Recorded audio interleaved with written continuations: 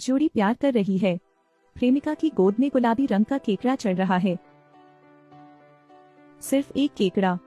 लड़के को लगता है कि केकड़ा उसकी प्रेमिका को पसंद करता है, इसलिए वह रेंगता है। इसलिए वह जारी रखना चाहता था, लेकिन प्रेमिका की आंखें निराली हैं। प्रेमी ने खोजा, घने केकड़े तेजी से किनारे पर रेंग रहे थे। उसने जल्दी से अपनी प्रेमिका का हाथ खींच लिया और भाग गया।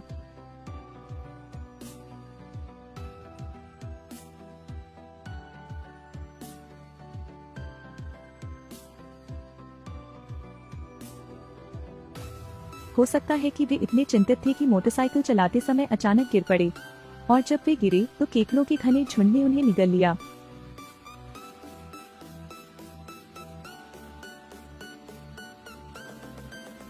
यह एक विज्ञान-फाई फिल्म है जिसका नाम द स्वार्म है।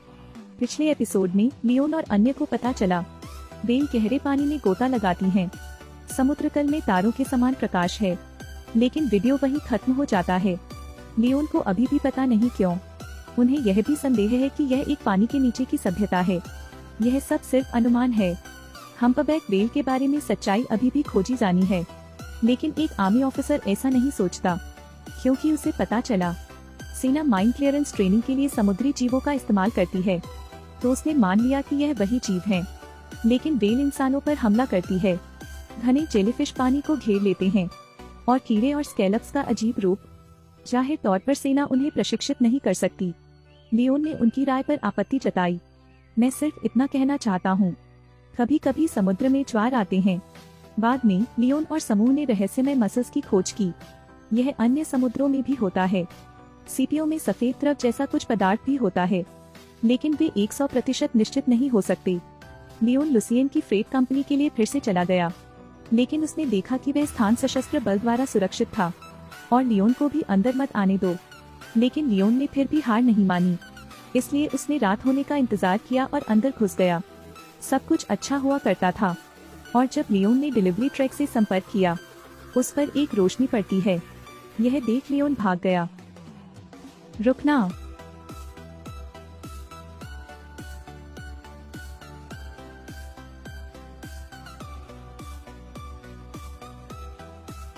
लियोन कंटेनर में छिप जाता है। पहरेदारों ने उसे बंदूकों से घेर लिया। लियोन केवल आत्मसमर्पण कर सकता था। लियोन को कंपनी में लाया गया। उसका मार्गदर्शन करने वाले चाचा भी उसे खोजने आए। सीईओ लियोन को देखना चाहता है। लियोन ने निर्देशक को एक वीडियो दिखाया। लियोन सेटो को एक नए फंगस की खोज के बारे में भी बताता है। लियोन का सामना करते हुए सातो ने भी बात की।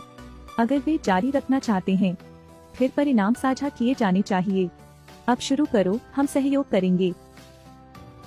बाद में लियोन ने शोध नमूना भी प्राप्त किया। जब वे लौटे तो उन्हें यह भी पता चला कि कंपनी ने पहरा बढ़ा दिया है। उसके जाने के बाद सातो ने एक अन्य व्यक्ति को बुलाया और उसे बताओ कि अभी क्या हुआ। ऐसा लगता है कि यह व्यक्ति असली मालिक है। यह मार्ग को प्रभावित करता है। यह एक संयोग नहीं है। यहाँ पर सेसल को गुलाबी केकड़े के बारे में भी पता है, इसलिए उसने डॉक्टरों के साथ स्थानीय सरकार को एक वीडियो कॉल किया। उन्हें लगता है कि अब सभी बंदरगाहों को बंद करना और मछली पकड़ने पर रोक लगाना जरूरी हो गया है, क्योंकि विब्रियो पर सबका कोई प्रभाव नहीं पड़ता और यह बैक्टीरिया पानी और सी फूड के जरिए तेजी से फैलेगा। लेकिन अधिकारी नहीं मानते। इससे स्थानीय अर्थव्यवस्था प्रभावित होगी। सभी को विशेषज्ञों की बात सुननी चाहिए, साथ ही बर्फ के कीड़ों का स्पष्ट अध्ययन करना। कंपनी को जाकर ज्वलनशील बर्फ का अध्ययन करना पड़ा। हालांकि उन्हें पता चल गया, इस बिंदु पर बर्फ की परत गहरी नहीं है। आसपास काफी खरोंचे हैं। ऐसा लगता है कि किसी ने जानबूझकर इस जगह को तोड़ा है, लेकिन वे नहीं जानते कि यह क्या है, क्योंकि यहाँ सिर्फ खरोंचे हैं। चार्ली यहाँ रिसर्च भी कर रहे हैं। उसने तटीय अनुसंधान केंद्र पर लौटने के लिए कहा। खतरनाक होते हुए भी वह पीछे नहीं हटी, क्योंकि उसे जहाज पर दोस्तों की मौत के कारणों का पता लगाना था। चार्ली के वापस आने के बाद, वह भी दबाव के कारण, इसलिए उसने अपने प्रेमी को फोन किया। अगली सुबह चार्ली ने कंप्यूटर चालू किया और काम करने लगा। उसे इसकी उम्मीद नहीं थी। मृत मित्र का संदेश। चार्ली ने भारी मन से पढ़ा। चार्ली को पता चला कि कुछ गड़बड़ है। असामान्य वीडियो सिग्नल के अलावा उसने अपने दोस्त के पीछे खिड़की के बाहर कुछ भी देखा। डॉक्टर इस गुलाबी केकड़े की चीरफाड़ करना चाहते हैं। वे बेसब्री से इंतजार कर रहे हैं, क्योंकि यही वो राक्षस है जिसने पिछले एपिसोड में गांव में बाढ़ ला दी थी। सख्त खोल को काटकर सेसिल देखकर हैरान रह गई। यह केकड़ा सफेद तरल से भरा होता है। सेसिल ने कुछ तरल चूसा और गिलास पर टपक गया। वह इसे माइक्रोस्कोप तक ले आई। उसने खून की एक और बूंद गिरा दी।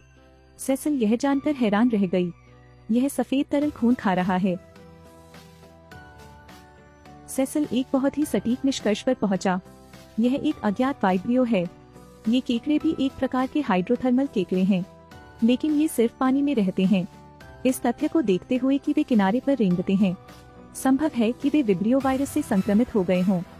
सेसिल ने सोचा कि वे उत्परिवर्तित थे, यहाँ तक कि एक नई प्रजाति बन जाते हैं। वे तेजी से फैलते हैं। मृत्यु दर भी बहुत तेज है। मरने से पहले चार्ली ने अपने दोस्त के वीडियो में कुछ असामान्य देखा। वह बार बार वीडियो देखती रही, लेकिन वह भी साफ नहीं देख पा रही थी कि खिड़की के पीछे क्या है। शापित। उसने पहले केतली को अपने हाथ में लिया, लेकिन जब उसने पानी डाला तो वीडियो में आवाज के साथ अचानक पानी के उबलने की आवाज मिली। चार्ली को एहसास हुआ तो वह घूमती है और वीडियो के ऑडियो वेवलेंथ को चालू करती है। वह तरंग दैर्ध्य काफी परिचित है। चार्ली ने तुरंत मलबे की आवाज के बारे में सोचा। उसने आवाज चालू की।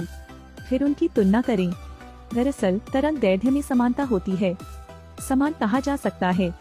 सब कुछ साफ था। आपका दोस्त दुर्घटना नहीं था। चार्ली ने कंपनी से मदद मांगने का फैसला किया। इस समय कंपनी ने एक नई खोज भी की है। उन्हें बर्फ का कीड़ा मिला। वे कई द्वीपों के पास समुद्र में मिल रहे हैं। यह सातों की परिवहन कंपनी का मुख्यालय भी है। घनी आबादी वाले क्षेत्रों में पाए जाने वाले केकड़ों के लिए सिगुर का मानना है कि यह किसी व्यक्ति या समूह का व्यवहार हो सकता है। आप क्या कहना चाहते हैं? मैं कहना चाहता हूँ आइसवर्म। यह कैसे प्रकट हो सकता है जहाँ यह सबसे अधिक नुकसान कर सकता है? प्रोफेसर असहमत थे, क्योंकि वर्तमान के साथ ये समुद्री जीव मानवता के लिए खतरा हैं। वे बहस कर रहे हैं। एक प्रशिक्षु प्रोफेसर को बताता है कि चार्ली वीडियो कॉल करना चाहता है, तो प्रोफेसर कंप्यूटर के पास गया। चार्ली ने भी अपने सभी विचार व्यक्त किए, क्योंकि मछली पकड़ने वाली अन्य नौकाएं भी डूब गईं। उसने जहाजों को आगे देखा। आसपास का पानी गर्म हो रहा है और उच्च तापमान 1 घंटे से अधिक समय तक चला। चार्ली सोचता है, यह ज्वलनशील बर्फ के पिघलने, उच्च तापमान और मीथेन गैस के निकलने से होता है। इस प्रकार जहाजों को डुबाना। दूसरी ओर सिगुर ने कहा, अध्ययन बताते हैं कि विस्फोट के कारण किसी प्रकार के बैक्टीरिया समुद्र तल में आ गए। निष्कर्ष एक बात पक्की है, लेकिन उन्होंने उसके विचार का खंडन किया। वह सोचती है कि चार्ली विविध है, क्योंकि अगर चार्ली का कथन सत्य है, यह समुद्र के नीचे एक ज्वालामुखी है। लेकिन भले ही यह ज्वालामुखी हो, तब लावा ठंडा हो जाएगा क्योंकि यह समुद्र की सतह के निकट होगा। यदि यह समुद्र के नीचे ज्वालामुखी के कारण है, फिर यह एक विदेशी घटना है। प्रौद्योगिकी के वर्तमान स्तर के कारण, चाहे मानव हो या प्राकृतिक, कोई ताकत ऐसा नहीं कर सकती। तो प्रोफेसर ने सोचा कि चार्ली को ध्यान से देखना चाहिए, हर बात पर शक करने के बजाय। पानी का तापमान भी मलबे के पास अचानक बढ़ जाता है। कुछ कनेक्शन होना चाहिए। मैं इसे दूसरी बार नहीं कहना चाहता। चार्ली को अलविदा कहने के बाद प्रोफेसर का मूड खराब हो गया, क्योंकि चार्ली उनका पसंदीदा छात्र है। अगर केवल वह पेशेवर नहीं थी, फॉलो अप शायद ही कोई कर पाएगा। लेकिन प्रोफेसर के सामने सिगुर फिर बोला, मैं उस पर विचार करूंगा जो वह कहती है। प्रोफेसर लैब में कंप्यूटर पर लौट आए। उसने सिगुर के तर्क को स्वीकार कर लिया और चार्ली के निष्कर्षों का पालन करें। और उसने कुछ देखा। वह फिर सिगुर से सातों को बुलाने के लिए कहती है, क्योंकि वे जानना चाहते थे कि सातों की कंपनी ने क्या खोजा था। उनके मुख्यालय पर बर्फ का कीड़ा क्यों जमा है। हालांकि सातों ने कोई जवाब नहीं दिया। उन्होंने ही सिगुर को लियोन की रिसर्च के बारे में बताया था। अधिक जानना चाहते हैं उसे पा सकते हैं। धन्यवाद, आपकी यात्रा सुरक्षित रहे सातों। सिगुर ने लियोन को फोन किया। वह लियोन को उनके द्वारा की गई खोज के बारे में बताते हैं, क्योंकि उनका व्यवहार बहुत ही अजीब होता है। इसलिए वह स्कैलप्स पर लियोन के शोध पत्रों का आदान प्रदान करना चाहता था। केवल स्कैलप्स नहीं, किलर वेल भी हैं, जानलेवा वेल। लियोन का कहना है कि वेल के दिमाग में सफेद पदार्थ जैविक होता है और सैकड़ों आणविक यौगिक हैं। वे स्तनधारियों या द्विकपाटी पर पाए जाते हैं। यह उपस्थिति भी नियमों का पालन नहीं करती है। लेकिन लियोन को नहीं पता था कि वह क्या था और क्या चमक रहा है। उनके पास कोई विचार नहीं है। क्योंकि सच्चाई का पता लगाने के लिए लियोन ने वेल वीडियो को सिगुर भेजने का वादा किया था। सिगुर ने भी ध्यान से देखा, लेकिन उन्हें भी चिंता थी, इसलिए उन्होंने इसे कंपनी को वापस भेज दिया। लेकिन कंपनी किसी नतीजे पर नहीं पहुंची। वे करीब से देखने की योजना बना रहे हैं, चार्ली ने सोचा। इसलिए उन्होंने चार्ली के साथ अध्ययन करने के लिए सिगुर को शोध केंद्र भेजा। तो हम रोबोट को समुद्र के तल पर गिरा सकते हैं। कैमरे को समुद्र के तल पर रखो, देखें कि क्या ज्वालामुखी सक्रिय है। एक लड़की समुद्र तट पर धूप सेंक रही है, लेकिन आसमान अचानक बदल गया। पक्षी तेज गति से किनारे की ओर उड़े। समुद्र का स्तर तेजी से गिरने लगा। भूकंप और हवा चलने लगी, जैसे कोई आपदा आने वाली हो। सिगुर, जो अभी अभी चार्ली पहुंचे थे, को भी इस बारे में पता चला। इसलिए उसने चार्ली को पकड़ लिया और उसे विमान पर बिठा दिया। इस समय चार्ली विस्फोट कर रहा था, क्योंकि उसका प्रेमी अभी भी अंदर है। अरे सुनना, हम अभी कुछ नहीं कर सकते, क्षमा करें।